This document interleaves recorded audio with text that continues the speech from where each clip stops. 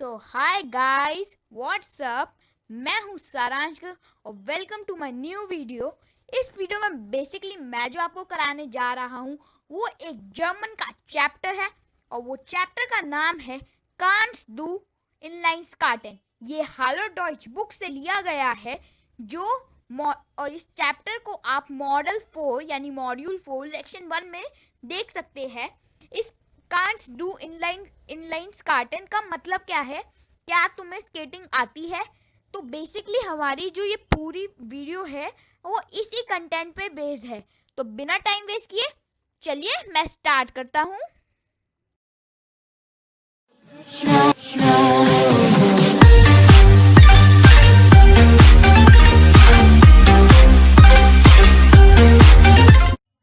तो फ्रेंड्स, ये देख लीजिए, यहाँ पे मैं आ गया हूँ। इसके अंदर मैं आपको पीपीटी से नहीं लेकिन कुछ मेरे वर्ड में नोट्स बनाए द्वारा मैं आपको पढ़ाऊंगा। तो सबसे पहले जो चीज है वो आता है ग्रामेटिक पार्ट। वो है क्या? सबसे पहले तो आपको कुछ वर्ब्स पढ़नी पड़ेंगी। वो सारी वर्ब्स जो है वो सारी वर्ब्स एक वर्ब जो भी है वो सारी मोडाल वर्ब्स है। मोडाल वर्ब्स, ठीक है, आप समझते ही होंगे। तो सबसे पहले हमें जानना होगा ये क्या है। तो सबसे पहला जो शब्द है वो है कोनेन यानी कान, जिसका मतलब है एबिलिटी, कि आपके अंदर कितनी एबिलिटी है। फिर सेकंड मोडाल वर्ब है सोलन, जिसकी इश कॉन्जुगेशन है सोल, ठीक है। इस सोलन का मतलब है इंग्लिश के अंदर सजेशन, यानी अपने मन के अंदर क्या चल रहा है, अपनी अपनी बातों को बताना, अपनी अपनी बातों को दर्शाना, ठीक है। फिर आता हूं मैं तीसरे शब्द पे, म्यूसन यानी म्यूज। इसका मतलब है कंपल्शन, यानी कंपल्सरी है, ये मेरे पास कोई चॉइस नहीं है कि शायद मैं इसको टाल मारूं या मैं इस काम को नहीं कर सकता। फिर मैं आता हूं अब अपने फोर्थ वर्ब पे, जो भी वो इनमें से सारे वर्ब जो है ऑलमोस्ट वो और कोई नहीं मोडाल वर्ब ही है। तो ये देख लीजिए, अब मैं आता हूँ यहाँ वूलन पे। तो वूलन का मतलब है विल। वूलन को हम की इस कॉन्जुगेशन विल है और इसका मतलब है विश। ये विल, इसकी जो कॉन्जुगेशन है वो इंग्लिश शब्द से मिलती है, इसकी स्पेलिंग भी वैसी है, लेकिन एकदम वो यानी एकदम इसका मीनिंग सेम नहीं है। और ये जो मोडाल वर्ड्स है, आप चाहे इनको किसी भी ट्रांसलेटर पे डाल के देख लो, आप गूगल पे डाल के देख लो या फिर आप माइक्रोसॉफ्ट पे डाल के देख लो, ये मीनिंग्स नहीं मिलेंगे जो आपको पढ़ाए जाते हैं। इसलिए कभी भी चीटिंग करने का मत सोचना, ठीक है। तो अब मैं आता हूँ नेक्स्ट वाले वर्ब पे, वो है डुर्फिन, यानी जिसकी इस कॉन्जुगेशन है डार्फ। इसका मतलब है परमिशन, यानी किसी से परमिशन लेना। आज जैसे कि अगर आप बड़े हो गए और आपको कहीं पे घूमने जाना है, अपने फ्रेंड्स के साथ गोवा ट्रिप पे जाना है, तो आपको अपने फादर की परमिशन लेनी पड़ेगी कि पापा क्या मैं जा सकता हूँ गोवा ट्रिप पे। तो जब वो परमिशन मांगनी होगी तब हम यूज करेंगे ये वर्ब डार्फ।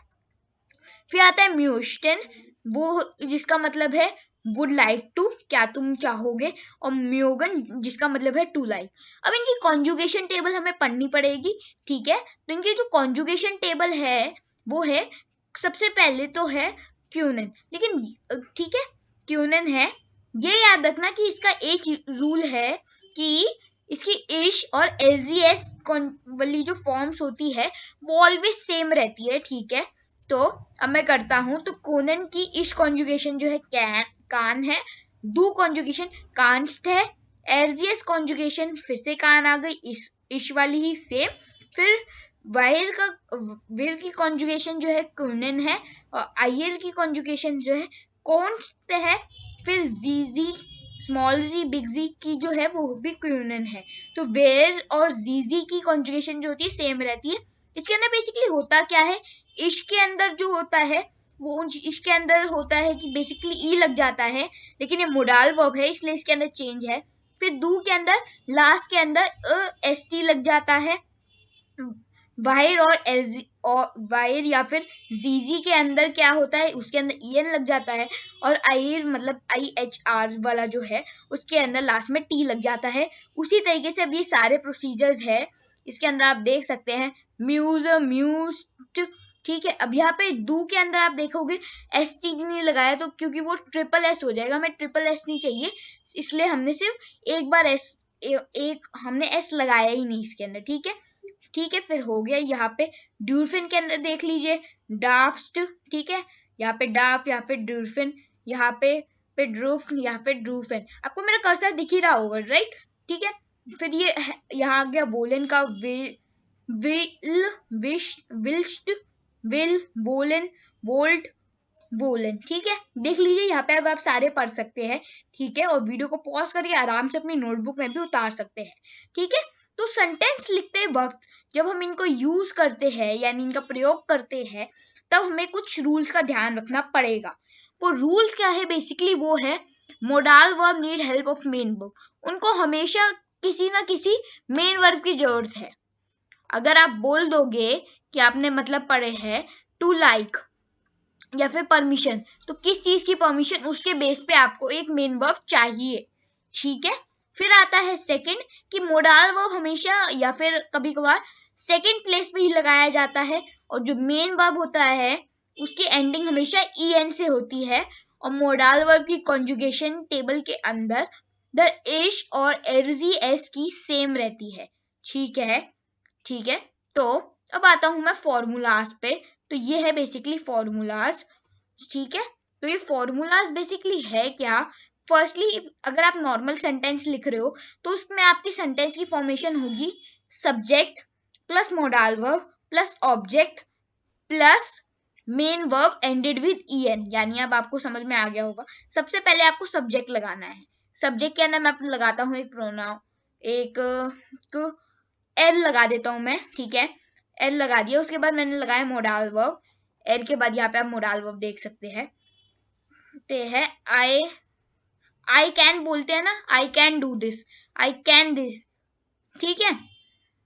या फिर आप खुद देख लीजिए आई विश लिखते हैं, ठीक है, आई विश, इश वाइल, ठीक है। अब आगे क्या लिखना है, इश वाइल, फिर यहाँ पे ऑब्जेक्ट आएगी, ठीक है, ऑब्जेक्ट लिखना है इश वाइल फुटबॉल यानी फुटबॉल, फुटबॉल को मैंने ऑब्जेक्ट ले लिया और फिर मेन वर्ब है मेरा स्पीलर और उसकी एंडिंग en से यानी स्पीलन। तो आपने देख ही लिया होगा, सेंटेंस बन जाएगा। इसका इंग्लिश सेंटेंस क्या है, I wish to play football. तो इसका बन गया इश विल फुटबॉल स्पीलिंग, ठीक है। फिर या डिनाइन वाले क्वेश्चन यानी या डिनाइन वाले फ्रागर या यस नो वाले क्वेश्चंस जो होते हैं उनका फॉर्मूला है modal verb plus subject verb plus object plus main verb ended with en, same. हमने यही सेंटेंस लिखना है एकदम सेम टू सेम, लेकिन मोडाल वर्ब पहले कर देना, सब्जेक्ट बाद में कर देना, ठीक है। तो हमने क्या बनाया था, इश आपने देखा ही होगा, इश विल फुटबॉल स्पीलिंग, ठीक है, ये था। तो इसके अंदर हमें कर देना है शिफ्ट, लेकिन फिर ऐसा नहीं करना कि एज इट इज कर दिया, हमें उसके साथ में कॉन्जुगेशन भी चेंज करनी पड़ेगी। ये फर्स्ट पर्सन में थी, जब हम इसको चेंज करेंगे तो इश जो होता है, हम जब क्वेश्चन पूछते हैं और आंसर आई में आता है तो हमेशा क्वेश्चन बनाते जो है वो यू में बनाते हैं ना, यू में बनाते हैं कि नहीं बनाते। अगर यू में बनाते तो हमें यहाँ पे ये जो सब्जेक्ट वर्ब ये जो है सब्जेक्ट, यहाँ पे मैंने सब्जेक्ट वर्ब लिख दिया, सॉरी, जो सब्जेक्ट है हमारा वो जो होगा वो हम एक प्रोनाउन लिखेंगे तो वो डू होगा और मोडाल वर्ब में भी उसके अंदर डू की कॉन्जुगेशन देखी जाएगी। तो अब आपने देखा ही होगा डू के अंदर यहाँ पे डू और हमें क्या लिखना है, हमें लिखना है विल का, तो क्या होगा डू का विल्स्ट, ठीक है। तो हमारा क्या बनेगा, विल्स्ट प्लस सब्जेक्ट बनाइए विल्स्ट डू फुटबॉल स्पीलिंग। देखो कितना आसान था ये बनाना। उसके बाद आता है एक फॉर्मूला जो होता है शॉर्ट और लॉन्ग क्वेश्चंस के लिए। तो बेसिकली वो क्या है, क्वेश्चन वर्ड आएगा सबसे पहले डब्ल्यू फैमिली से, जो होता है वी, वोन, वास, ठीक है। उसके बाद आएगा मोडाल वर्ब, उसके बाद सब्जेक्ट और फिर से मेन वर्ब, ठीक है। तो अब कुछ आएंगे हमारे ये स्पोर्ट्स के शब्द कि हम इनको जर्मन में कैसे बोलते हैं। तो सबसे पहले टेनिस टेनिस पीलन यानी टेनिस खेलना, स्पेलिंग्स का ध्यान रखना, ठीक है। फिर आता है फुटबॉल स्पीलन यानी फुटबॉल खेलना। फिर आता है वॉलीबॉल स्पीलन यानी वॉलीबॉल खेलना। रेड फेरन यानी साइकिल चलाना। स्की फेरन यानी हम स्केटिंग करें बर्फ के ऊपर, ठीक है। रेटन जो होगा वो होता है हॉर्स राइडिंग, ठीक है। स्विमिंग जो होता है वो होता है स्विमिंग। जॉगर होता है जॉगिंग। सर्फिंग होता है सर्फिंग। और फिर ये आता है राइट कूर्स। हमने पढ़ लिया राइट क्या है, राइटन यहाँ पे आपने देखा ही होगा, हॉर्स यानी, तो राइटन कूर्स यानी हॉर्सिंग कोर्स। कोर्स का मतलब होता है कोर्स, ये ध्यान रखना, ठीक है। फिर आता है सर्फ कोर्स, तो आ गया सर्फिंग कोर्स। फिर आता है क्लेटन यानी रॉक क्लाइंबिंग, क्लेटन कोर्स रॉक क्लाइंबिंग कोर्स। गिटारा स्पीलन यानी गिटार बजाना। म्यूजिक कोर्स, ठीक है। म्यूजिक कोर्स, ठीक है। इन सब में प्रोनाउंसिएशन का डिफरेंट है। गिटार बजा रहे तो वो म्यूजिक में आ गया, तो गिटारा कोर्स नहीं होगा, म्यूजिक कोर्स हो जाएगा। कुकिंग यानी कुकिंग, और फिर उसी के हिसाब से कुछ कोर्स यानी कुकिंग कोर्स। डांसिंग यानी डांसिंग, तो डांस कोर्स डांसिंग कोर्स। आपने देखा होगा कि हम इस वर्ब का en नहीं ले रहे, आपने कहीं पे भी देखा कोर्स में, इसमें हम ले रहे हैं तो उसका नाउन निकाल के, ठीक है। इसलिए हमें पता चल गया कि हम इन चीजों के साथ नाउन लिखते हैं, हम ठीक है। तो बस यही था मेन चीज जो इसके अंदर थी। बाकी फिर इसके अंदर जो एक्सेप्शनल में आता है वो आती है ईमेल राइटिंग और 2-3 चीजें। उसके अंदर बेसिकली क्या है वो मैं आपको वर्बली बता ही देता हूँ। इसके अंदर बेसिकली जो था इस चैप्टर के अंदर वो सब चीजें थी। सबसे पहले थी ये स्पोर्ट्स वर्ड जर्मन में, वो हमने कर लिए। उसके बाद आते हैं ये कुछ मोडाल वर्ब जिसकी मैंने कॉन्जुगेशन टेबल अभी आपको बना के शो करी है, यही देख लीजिए, ये वाली ये टेबल, ये ठीक है। तो ये बेसिकली हमने टेबल ली है। उसके बाद हमने कुछ इसके अंदर अब आता है, हम जब क्वेश्चन पूछे और आंसर करते हैं, I can skate well, I can skate this, तो हम जब ये वेल शब्द यूज कर रहे हैं इसको हम रिप्लेस करते हैं।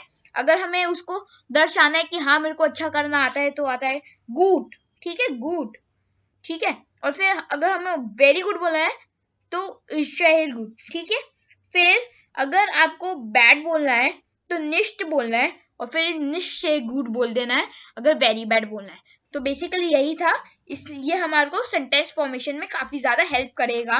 उसके बाद जो चीजें थी बुक के हिसाब से मैं आपको करा रहा हूँ, तो उसके बाद जो चीजें थी वो थी, सबसे पहले तो हमने बताया टेनिस पिलन जॉगिंग, फिर हमने उसको चेंज करके बता दिया कि उसका कोर्स कैसे होता है, यानी उसका कोर्स के अंदर वो कैसे होगा, ठीक है। उसके बाद क्या आता है, उसके बाद आता है कुछ मैचिंग टेबल्स आती है, ठीक है, वो आप खुद कर सकते हैं, और कुछ के तो आंसर उन्होंने खुद भी दे रखे हैं। फिर आती है बेसिकली ईमेल श्राइबन। बस ईमेल श्राइबन के अंदर वो ही बताया है कि मेरी जो वो है, मेरी हॉबीज ये है, तो अब तुम्हें बनानी है वॉस इन दाइना हॉबीज, यानी तुम्हारी क्या हॉबी है, भी है वन हैज टू जाइड फॉर दाइना हॉबी, ठीक है। तो ये सारे क्वेश्चंस हैं जो आप मेरे ख्याल से आप खुद कर सकते हो। अगर आपको लगता है कि कोई भी डाउट है या कोई क्वेश्चन आपको समझ में नहीं आ रहा है तो आप कमेंट करके बताना, मैं उसका आंसर करूंगा ताकि आपकी हेल्प हो और आपके एग्जाम्स में मार्क्स ना कटे। तो चलिए फ्रेंड्स, अब मैं आपको मिलता हूँ अपनी नेक्स्ट वीडियो के लिए, तब तक बाय।